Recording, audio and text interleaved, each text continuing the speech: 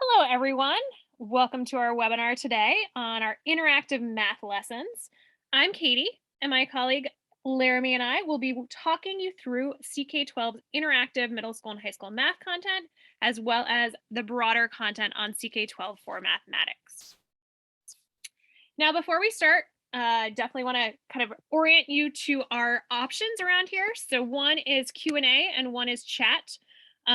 In Q&A, please use that option to ask our team questions. That will help us make sure we track and get all your answers covered before we kind of close up at the end of the webinar. So use that to talk with us, and then use the chat window to talk to each other.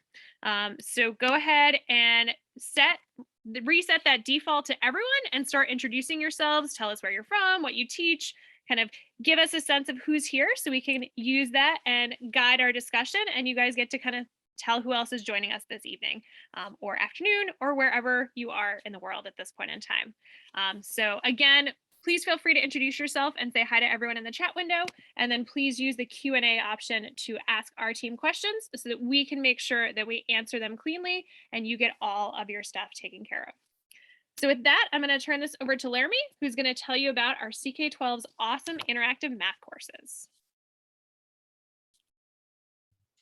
Great, thanks, Katie. And thanks for inviting me to star in your little rodeo here today. I just wanted to introduce myself. I'm the math content lead here at CK12. And today's video is going to be perfect, particularly for math teachers that are looking for deeply interactive math content that stretches from middle school through high school. The math courses we're going to review today represent actually some of the most engaging and interactive content that CK12 has ever provided. And then for elementary teachers, we actually also have some adaptive practice and videos, and we have parent and teacher support FlexLits, which are kind of smaller, more focused versions of FlexBook 2 for every grade from 1st through 5th. And we're going to kind of scan through all of those today. Let's start with a quick overview of the Math FlexBooks 2.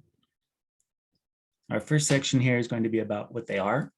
Obviously, they're online books. They're populated with digital manipulatives with things that we call PLIX, which stands for play, learn, interact, and explore. Other interactive activities, simulations, and inline questions. And the inline questions we're going to kind of pay specific attention to a little later today also. Additionally, the content in a FlexBook 2 is fully customizable, meaning that you can either write your own activities or adapt the ones in a FlexBook to better meet your specific needs or the needs of your class. Now, why should you use the FlexBooks 2? Well, they're rigorous 6th, 7th, and 8th grade in Algebra 1 and Geometry and Algebra 2 curriculum, and they're fully aligned with CCSS if you have a Common Core Standards requirement. The books can also be used as supplemental resources or standalone textbooks either way. Our current elementary resources are awesome, although they're primarily intended for supplemental use by students with parent-teacher guidance. Now, the big question, of course, is what does it cost? Nice thing about CK12 is everything here is always free and always will be. There are no premium plans. There's no gold tier or platinum performance plan or anything. Everything is always free to all students and teachers. So let's start with an overview of the Math FlexBooks 2 platform. First, to find the Math FlexBooks 2 courses, you're going to need to navigate to the CK12 homepage. It looks like this. And you're going to click Explore at the top of the page. It's highlighted red here in this screenshot in the upper center. Then from there, you're going to click on the FlexBook 2 option in the drop-down menu. You'll see pointed at here with the arrow. And from that FlexBook 2 drop-down, you're going to be taken to our FlexBook 2 platform page. From the platform page, you can either scroll down or you can click on the Get Started button. Either way is going to take you to our middle school and high school math FlexBooks. Now you can also, if you want to be able to go straight there, you can bookmark FlexBooks at flexbooks.ck12.org, and it'll take you straight to that page as well. Now these are our 6 core math interactive FlexBooks. You can see them here on the screen. Now, CK12's interactive FlexBooks 2 were designed from the ground up, so they were specifically for Socratic hands-on conceptual learning. They were deliberately crafted to demonstrate the power of digital resources in education, They weren't just adapted classic materials that we already had that we converted to a digital platform. The lessons implement the latest in electronic educational technology and don't have any of the limits of paper-based instruction. And each course includes a full set of supplemental teaching and independent learning materials. Let's take a look at the common structure of the interactive Flexbook 2 lessons. Now, of course, they do contain cleverly written contextual text and images, but that's just the beginning. Every single lesson also incorporates several progressively challenging interactives, and they're specifically designed to support the learning objectives of that lesson. Students can play with interactives to experiment with math scenarios that are both fun and relevant. And many of these scenarios are based in the real world and use numbers pulled from actual data. Now, in turn, the interactives themselves are supported by Socratic formative assessment. It provides the student with immediate instructional feedback for every answer, whether correct or incorrect. And by addressing misconceptions and correct answers as they occur, you can prevent hours of remediation later. In addition to the inline questions that are part of the lesson directly, there are also related adaptive practice questions that support the development of procedural fluency. The adaptive practice system actually adjusts question difficulty to make sure the students are staying challenged, but aren't overwhelmed. And in situations where additional learning is needed, the SMART system will actually recommend directly related additional content for review. And you can see that here on this page. The concept was dilation, and the system recommends either a written lesson, the dilation lesson, or a Plex, the interactive that talks about octagons, or a video that talks about dilation principles. And it will only recommend the modalities that have really helped students in the past. Additionally, we have printable chapter assessments that are available to teachers by request. They specifically target learning objectives and Common Core standards, and they include sample answers for teachers with grading based on the 4-point rubric. All these pieces work together to create what isn't just a digitized textbook, but a showcase for digital native teaching and learning. And by the way, the platform is perfect for Common Core instruction. It's not at all required, but while it's easy to create content that addresses the letter of the standards, the spirit of Common Core was exploration and learning through discovery, and that's a little harder to offer. Our platform tackles the challenge with access to a wide variety of related modalities that provide multiple paths to mastery for every lesson, and hundreds of interactives throughout the course that provide extensive opportunities to model with mathematics and strategically use appropriate tools. Now, speaking of the embedded interactives, when will I ever use this is the bane of math teachers everywhere, and I do speak from experience. Fortunately, practically every lesson in the entire series has interactives and questions that are based on context. Now, some are silly, but they're engaging and they have a point, or at least a beat. Others are more direct, like this 3D printer interactive. But all of them encourage students to make sense of problems and learn to reason abstractly. And all are thoughtfully constructed to be engaging and intuitive. It allows students to focus on the learning rather than the controls of the interactive, and allows them to understand the material and know when they're right and know when they're wrong, so they aren't confused about whether or not they're doing the right thing at the time. One of the most powerful tools of CK12 is our adaptive practice system, which is fully integrated into all of our Math Flexbook 2 lessons. The system chooses questions from our immense library of literally tens of thousands of math questions. All have hints, all have solutions, and many of the new ones also have immediate inline feedback. The difficulty is adjusted on the fly to keep students engaged while preventing frustration or feelings of inadequacy. The practice skill meter offers a more nuanced evaluation of student understanding than just a correct and incorrect percentage. As students become more proficient in a given topic, the skill meter will progress, and it goes through 5 levels, ranging from just getting started to mastery. And that progression is based on a complex algorithm that takes into account question difficulty and past performance, not just how many questions they got right or wrong. Struggling students are offered tailored suggestions from the CK12 content library to help fill in knowledge gaps and improve their grasp of the subject. And then educators and students both have access to various detailed levels of reports on progress through CK12 assignments. For teachers, the overview heat map is a very efficient way to quickly estimate the progress of an entire class on a specific topic or across a number of different assignments. And as we're going to see in just a few minutes here, there are other more detailed bits of information that are related to our new class insights system. Okay, let's take a quick breather and check in with Katie and see if there's any questions from the Q&A window that we should address.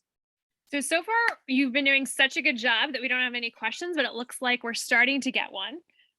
So is there a way for teachers to see how the skill levels are determined? Is there a set algorithm for calculating the skill level? So do you want me to take that or you want to take that one? I can, if I miss something, please jump in. But in general, the algorithm is pretty complex. We don't have that listed anywhere, but you might have seen, I can skip back here really quick. There is a quick overview of the skill levels themselves.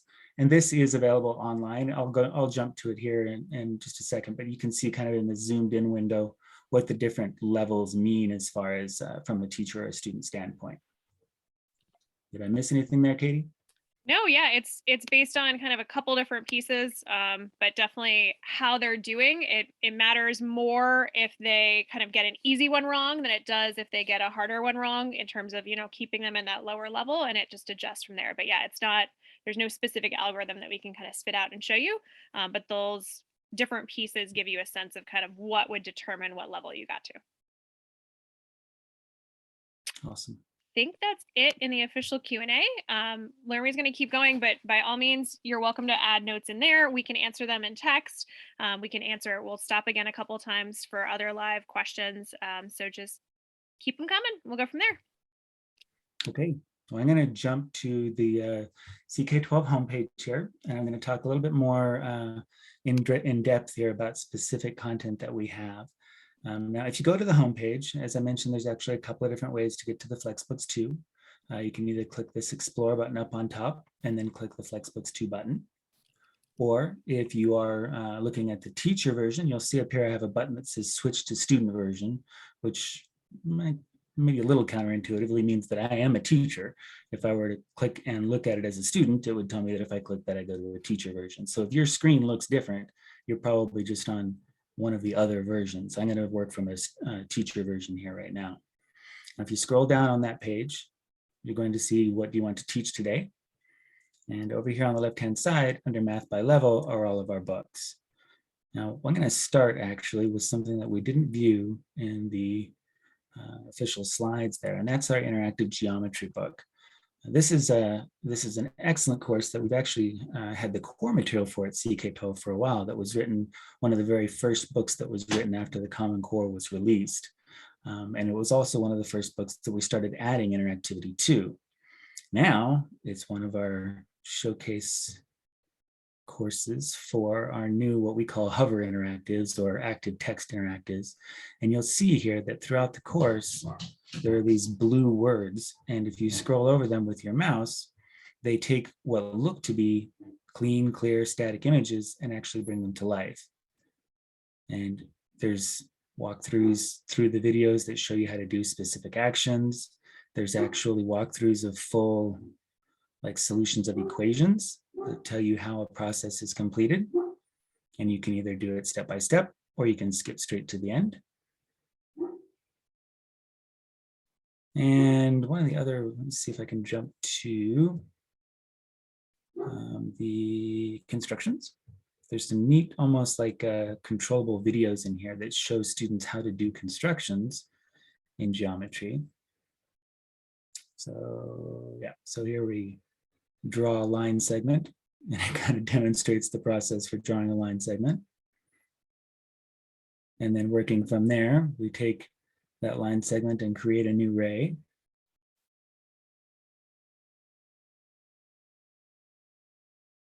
And we can measure the length of the original segment using a compass. And then with the compass the same, we put it on endpoint M of the ray and draw a little arc.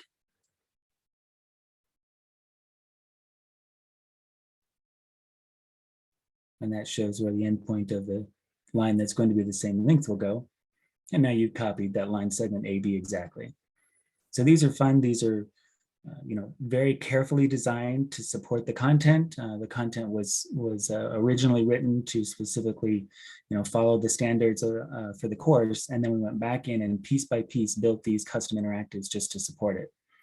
We also have our original embedded interactives that are similar to the other ones in our other math books, and they support the content as well. So you have kind of a couple of different ways to view the same material there. So now let's jump back to, I'm going to go back to the home page again here. And I'm going to jump to the Flexbooks 2 page or my other navigation option. And scroll down to math. Let's take a look at math 8. Here's our interactive middle school math 8 book. One of the neat things about this book is that almost every chapter has a specific sort of a context that the whole chapter builds around. And they're all sort of real life applications of things. Like all of chapter 1 builds on the idea of rigid motions being related to cartoons and animation. And so the very first thing in the text here talks about animation, and we talk about what rigid motion is. And you'll see that many of the interactives are built on some kind of animation, some kind of motion of figures, and it talks with students what the process is for translation in this case, the difference between distance and direction. And the students can play with the interactive and then use the questions right below it to make sure that they're understanding the material in the interactive. And the questions themselves tell you whether or not what you're right, whether or not you're right, but then also either tell you maybe why that isn't correct or guide you in the right direction to get the correct answer the second time. And then you'll see as we progress through this chapter, and kind of jump down toward the end here, that we then take all the concepts from all those lessons there and talk about how the different kinds of rigid motions build together to actually create what is essentially a game that's built with using rigid motions on a cartoon. And the system actually shows the students how those rigid motions affect the character on the screen. So very clever, very fun, kind of surprisingly in-depth treatment of the topics, and kind of a lot of fun ways to implement them there. Katie, I'm thinking maybe I should go into class insights. What do you think? Should I move on a little bit here, or should we jump back in and share it in there? We have one question here. We'll keep them kind of tracked from there, but we can talk a little bit. This one is about adaptive practice. So if you want to take it first or go to insights, either way. Sure, go ahead. What do we know about adaptive practice? It's a question about the practice question and alignment to the chapter material. So maybe a question of, I know there's a couple of situations where they might see like a practice versus a quiz or something like that, or a broader topic of set of questions than what's in there. So maybe you could talk a little bit about what they might see, Absolutely. how that's addressed. Okay, yeah, no, that's a great question. For CK12's content is built on a concept structure, which means that we kind of took all the main ideas that were in each section of mathematics, each branch of mathematics, and broke our content up into those. And then as time went on, we had individual books that were written that covered specific topics. And sometimes those topics, more than one, especially at a lower level math, like maybe math 6, sometimes there were more than one lesson that were in the same, what we call concept. So in that case, you might see, previously in particular, you might see where you would have the practice in one lesson that was very similar to the practice in the next section because they were both drawn from the same concept. Now we've tried to go through in many cases, and certainly wherever it's possible, to replace that, in that situation, replace one of the sets of practice with a quiz. And the difference is that the adaptive practice, of course, adjusts difficulty based on how the student is doing, where a quiz is a specific set of questions in a specific order. Now, using the quiz allows us to say, I only want the students to see questions that are about an introduction to ratios, but specifically introducing ratios from the standpoint of pictures in this case. So you might see this view quiz button, and you might see practice button down here. Now, note that from a teacher standpoint, they both say view, and from a student standpoint, it either just says practice or quiz because they're going to start it, not just sort of preview it.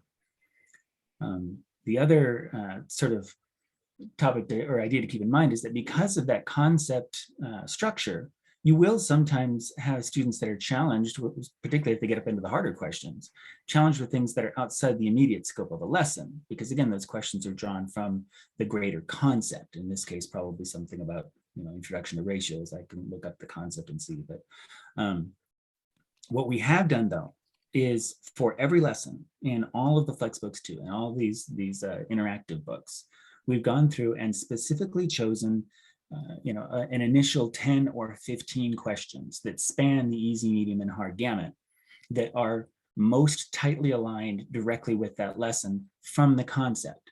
So that the first questions the student sees are the ones that are most closely aligned to exactly what was in the lesson.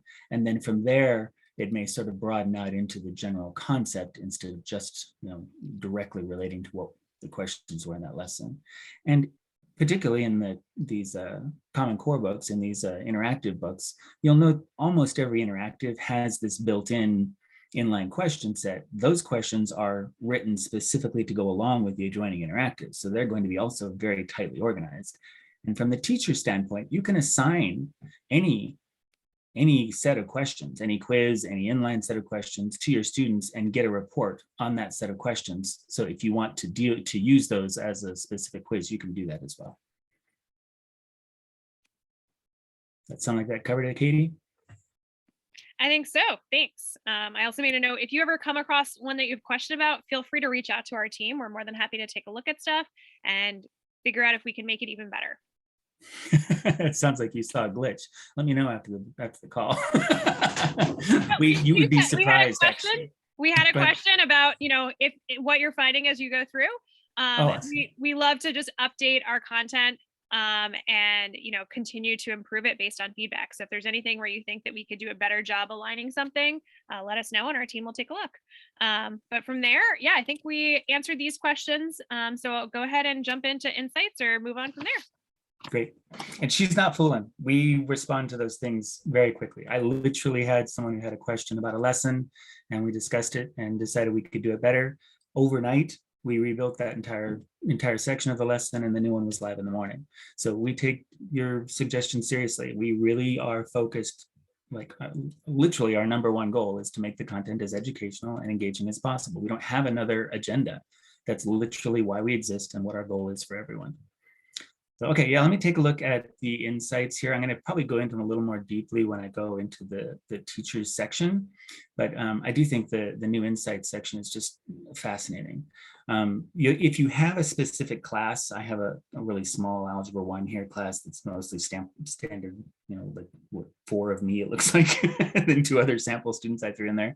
But if you don't have a class that already has data in it, you can click this Try Demo Class button.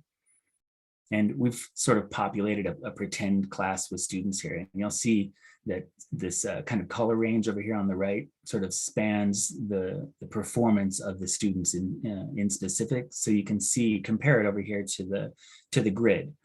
And on the grid over here on the left-hand side, going up and down on the left is that student mastery level that we talked about, mastery, proficient, developing that 5-level thing. And then to be determined means they've only answered like 1 or 2 questions. We can't learn anything about them without getting a few more questions. And then from left to right, we have engagement. And the engagement is actually also based on a fairly deep algorithm, but it includes how much time they spend, focused on a specific part of the page, whether they respond to things in the page, did they do the adaptive practice, all that kind of thing. So you can see here, for instance, that our class sort of spans the whole gamut here. We have Christine Reyes, who's really just beginning skill level and has a very low engagement score. Looks like she spent 9 seconds on the read, right? That's so not really a surprise that that she's just beginning to understand there.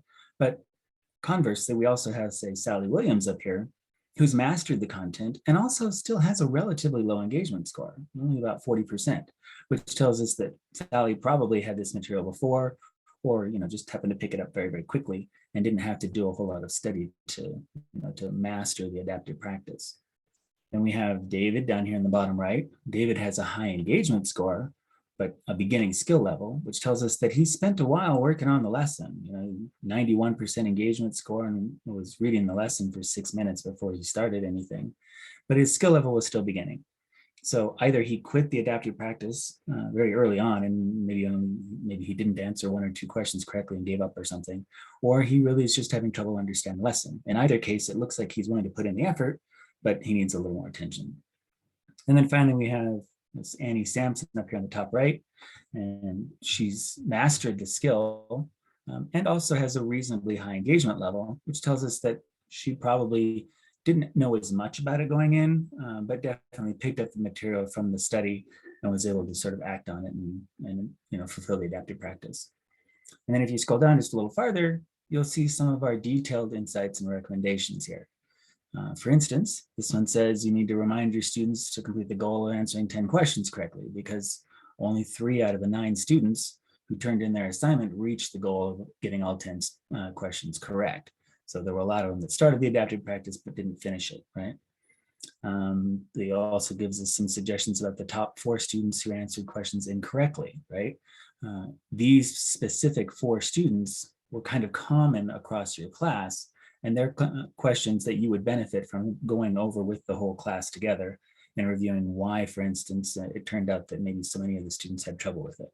And you can kind of put that up on a board or have the students caught up on their screen and go over it together.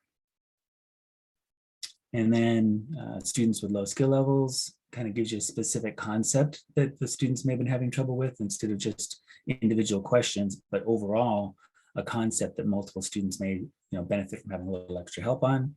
And then finally, there were some students that were doing particularly well on the concept, and so it was giving them some suggestions, giving the teachers some suggestions to maybe move on with them and keep them challenged.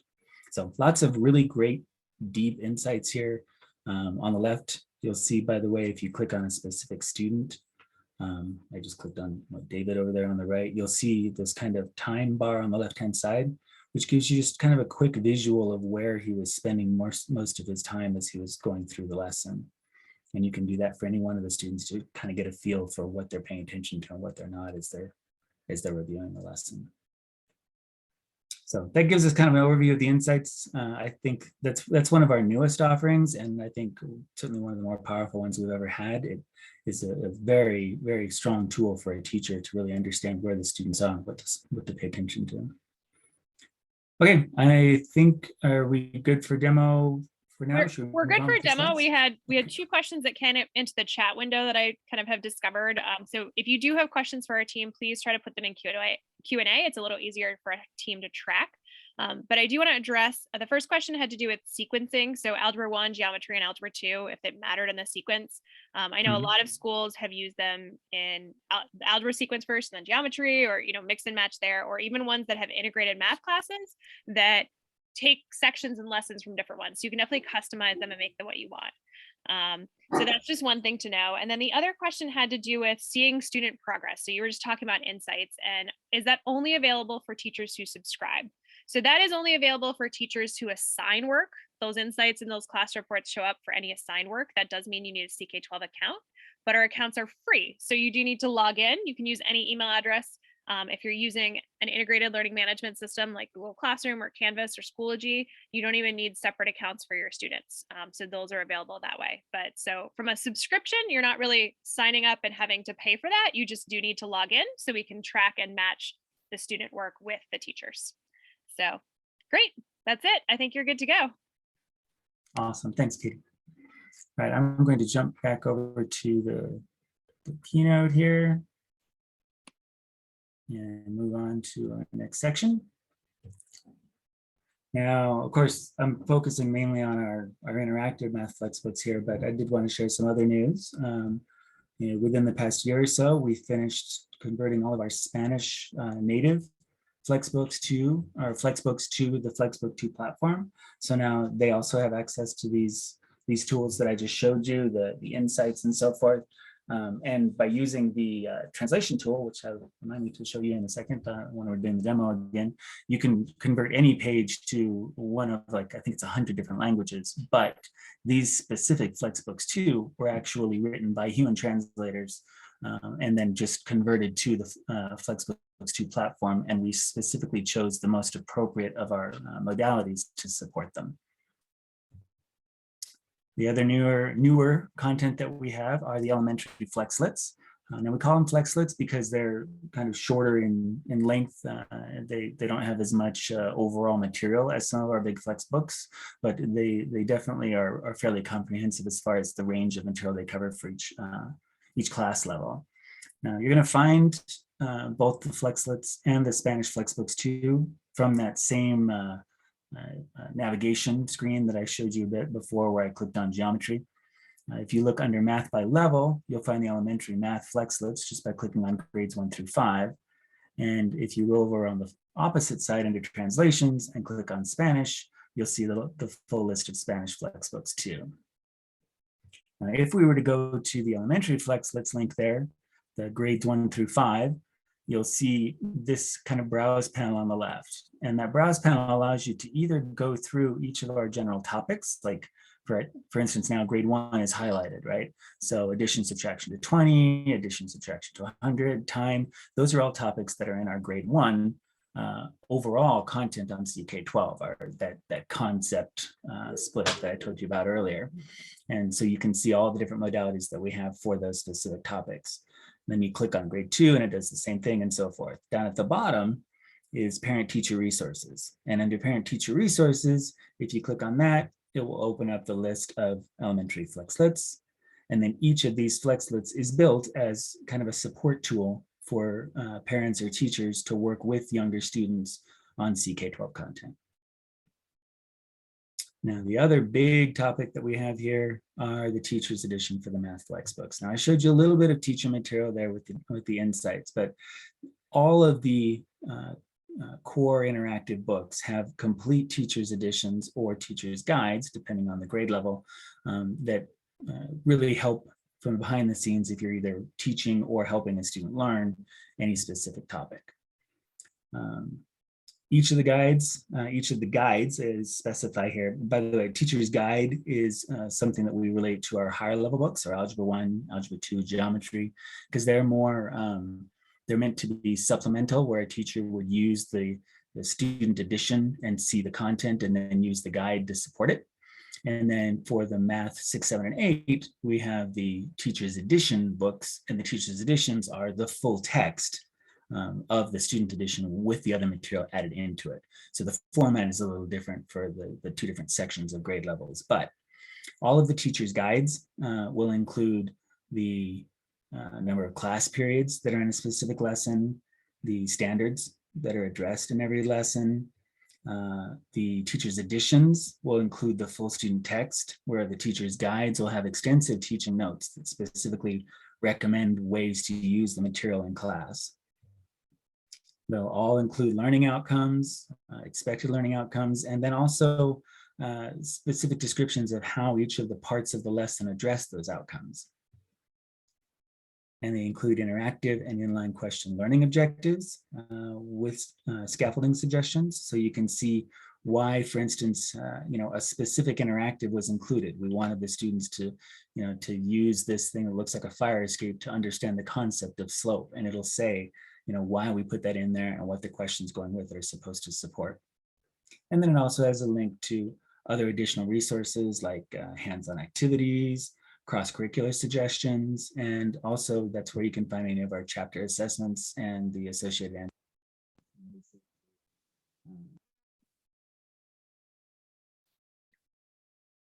I think we just lost our audio on that one. So he was talking about associated answers.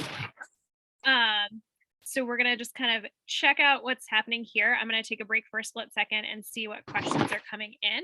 And we'll see if we can get his audio back in a second. We had a question about translating activities. So we do have an option at the bottom of our lessons. There we go. We're coming back, but I'll answer this question anyway. That allows you to use a Google Translate to translate our core content. And that is available in even for the teacher's editions, actually, to give you a sense of, here's the lesson in English as we wrote it, and then you can kind of translate that into another language to read all the core text, and then go back to English to do your practice.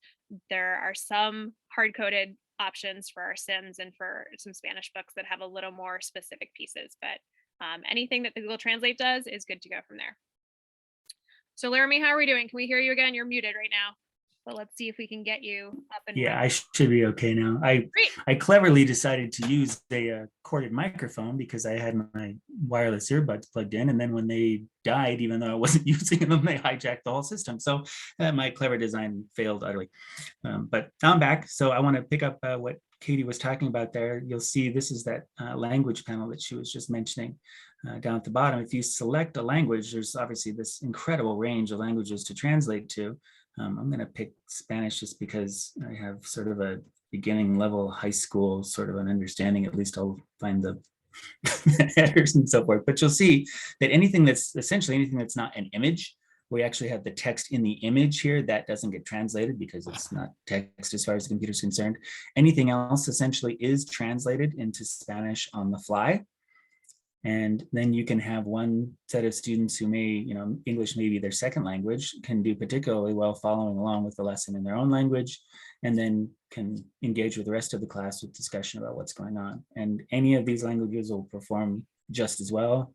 And then you can obviously go back to English if you want to continue demoing and not look like you're lost in the ether somewhere. So incredibly powerful tool. We've been very, very impressed with how well it's worked. There are obviously limitations, which is why we have our human translated versions of the books, but generally speaking, it's been very, very impressive, and we've been very, very pleased to have access to it. Now, the one part I didn't get to yet on the webinar was actually talking about our teachers editions and where to find them. So what I'm going to do is jump to that here live. I'm going to actually go back to the home page just because it makes it easy for everybody to sort of have a jumping off point here. And I'll do the explore option. You know what? I'm going to do subjects this time because I didn't do that one yet. So if we click on subjects under math by level, let's choose, I don't know, let's do grade 7 this time. Any of our student editions have this link right here under other versions that says teacher edition. And if you click on that teacher's edition link, now obviously I kind of lied, some of them say teacher's guide, but if it's a middle school book, you'll have one of those 3 teacher's editions that are very similar to the student edition, but they have additional information in them. In fact, maybe what I'll do, can't tell I'm a math teacher, can you? Go to the same book in the student edition, and let's pick a lesson. Let's say 2.3. And in the student edition, 2.3. Now you'll note in the student edition, it starts right away with an activity and a description of how that activity, talking about a YouTuber and the number of video upvotes and downvotes they have, and then the interactive and the questions that go along with it that you click through one at a time. And by the way, as a student, you have to get these right before you move on. So it'll tell you each time whether the answer is right or wrong and why it's right or wrong. So the frustration is kind of limited, but you do have to get them right before you can move on to the next question. Now, from the teacher's version of the same lesson, you'll see that we start off with the standards, and this SMPs, this stands for mathematical practice, and then any previous learning objectives that kind of led to where the student is at this point in the book, and then the learning objectives for this particular lesson, then followed by an agenda, just kind of gives you sort of a quick rough estimate of how long you might spend on each of the activities here. And then you'll note here that the purple text is never shown in the student book. So anything you see in purple here is only in the teacher's version, right? And you'll see it talks about, how we expected the adapted practice to probably be used as homework, right? And talks about how the adapted practice is expected to be performed. Then talks about where the students should be coming into this lesson and what the kind of goal for this lesson is, top to bottom, and what you as a teacher should do to get started. And then it describes why how the interactive works, what the students are supposed to do to actually make it function the way we expect. And as a teacher, kind of puts you in a position of understanding the material before you get there. And then in case the students have trouble with the inline questions, you'll notice I was kind of clicking through here because I frankly, didn't read the question, which wasn't great, but as a teacher, I can just see here what the question is. So the student says, hey, I didn't get that first one, what was wrong? You don't have to go clicking through all the individual answers. You get kind of like that text view right away that says, oh, here's the 2 correct answers. And you can move right along with the students without having to click through each individual question to get to where they are if they have questions about the 5th or 6th thing down the line. The teacher's guide also has discussion questions and then suggestions for how the students might be prompted to go more deeply into that content. So again, as a teacher, you sort of have the behind the scenes view there. And you'll see that same information for every interactive and every inline set of questions throughout the lesson. And then finally, at the end of the lesson, something else that doesn't appear in the student edition is a quiz that was put together from CK12 content. So these are questions the students are liable to see in the adaptive practice, but these are ones that, again, were chosen specifically because they associate well with the lesson.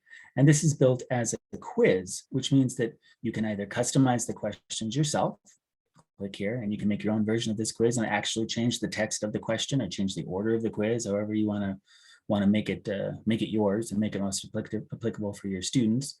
Or you can actually assign this quiz to your students so that you get a report from the system of how well the students did on it, one student at a time.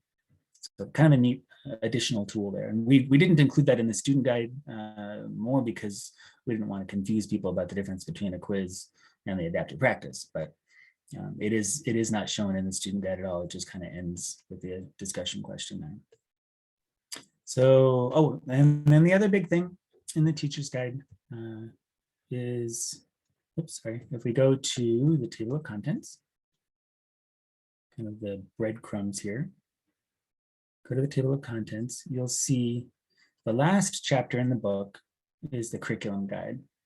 And the curriculum guide starts with a scope and sequence for the whole book.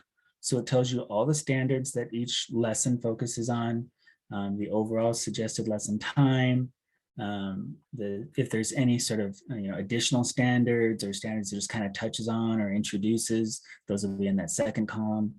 There's an overview of the general concept for each chapter, just kind of a big sort of bird's eye view of the entire course. And then the lessons by standard is the second set. So you can see, oh, I need to teach something on A2. So we know that we're going to look in lessons 1.3 and 1.7 for that content. So this is actually very helpful if you are using other material as well, and you'd like to supplement either CK12 with other material or vice versa. You have something else that you already been working with your students, but you really want to take advantage of these great resources. You can come in and just jump to a specific set of content that we already have and really benefit from some of the material that we offer. And then finally, this is the overall focus of the course. Again, sort of a 50,000-foot view here that shows what portion of the curriculum is on major standards, what's on supporting standards, and so forth. So kind of a beginning of the class sort of a view from a teacher's standpoint there. Okay, I think I've covered all the major stuff. Katie, can you think of anything else that I missed or any questions we need to respond to?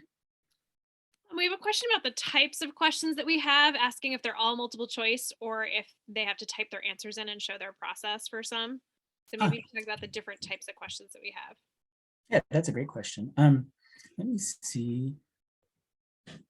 There are many different kinds of questions. Absolutely. I was going to see if I can find a quiz that I already started here. Sure. So this is just a quiz I had in my library. So library is all the things that I've worked on as a user, and this is my account.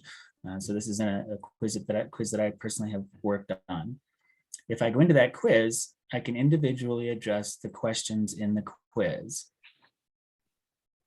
I'm going to use that to kind of give us the top-down view of different kinds of questions here. So of course, as you saw, multiple choice questions. They're very common. Nice thing about these is we can learn a lot of information about a student using multiple choice questions, because we can specifically set up the types of wrong answers so that we can learn about, not just did the student get something wrong, but potentially the kinds of misunderstandings they may have based on what they got wrong. And then there's the select all option. Select all questions obviously are ones that have more than one correct answer.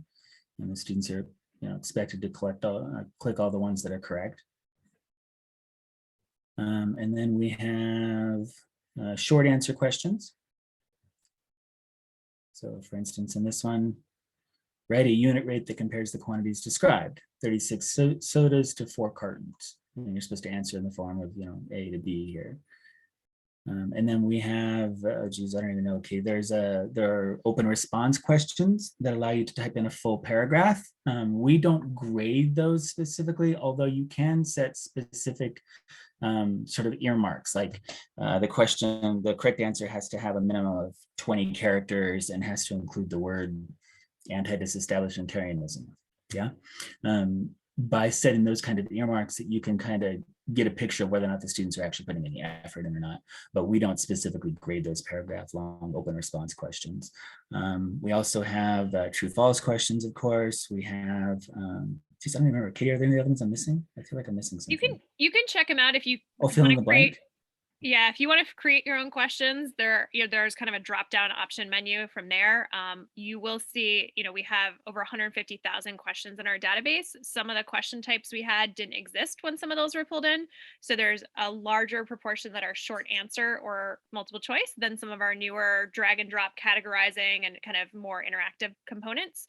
But there's definitely a bunch of pieces in there. So you can pick and choose the questions you want to use in a quiz, or you can let our practice adapt to what the students are doing, and they'll get kind of whatever is appropriate for them at that point in time. I think we're kind of hitting the 45-minute mark. So why don't we do a little bit of wrap up, and then we can stay on and answer any other questions at the end, unless there's something else you wanted to cover. I think that sounds great. Let me jump back to our keynote here. And I'm going to let you talk a little bit about some of our general webinars. Sure. So we had someone ask at the beginning of this webinar, would this be recorded? Yes, it is being recorded. We will post it on our webinars page, ck12.org/webinars, within about 24 hours. So go ahead and check that page out right now. The registration for today's webinar, which will go away tomorrow. And then we'll post new ones when we schedule our next batch of webinars as we go through. So go ahead and check that out. At the very bottom of that page is a link to our YouTube channel, quick overview videos. So for those of you asking about, how do I make a quiz question, or what does this look like, or different pieces like that, there's some really great 2 to 5 minute videos in there on integrating with Google Classroom or integrating with other resources, creating content, and just understanding what the skill level is with practice. So if you don't want to go back through this, 45-minute webinar and you just want to refresh on that one piece, go ahead and check that out at the bottom there. One other resource we have is our Certified Educator program. So this is a free 10-hour professional development program. It's all working your way through a Flexbook. There's incorporated videos and practice questions and different pieces. And we have over 3,000 people that have gone through some version of our Certified Educator program over the last few years. And you can go ahead and do that, earn that credit, take that certificate to your district and see if they honor those for PD hours, and then join the network, get your name added to our alumni page and network with others kind of on learning more about what they're doing and sharing your experience from there. Then the last piece is just anywhere you see help on our page, or just go to help, ck12.org/help. That has some great resources with quick text information. How do I create a quiz? How do I do these different things? So go ahead and check that out either through that direct link or across our platform. So some useful resources for you if you want to learn more, and you may not want to go through this entire webinar again in the future.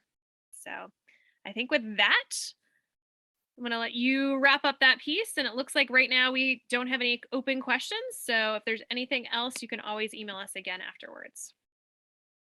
Great. Yeah, thank you everyone for being here today. We have put, like I mentioned earlier, we put an immense amount of effort into trying to make these courses as effective, as engaging, and as educational as possible.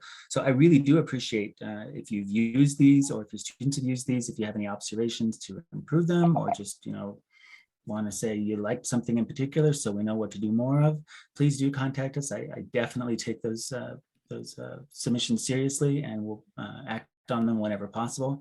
And I really do appreciate them. So yeah, that's all I have. Thanks for being here today, and I hope everybody has a great weekend coming up. Wonderful. Thanks so much to everyone, and we will see you next time.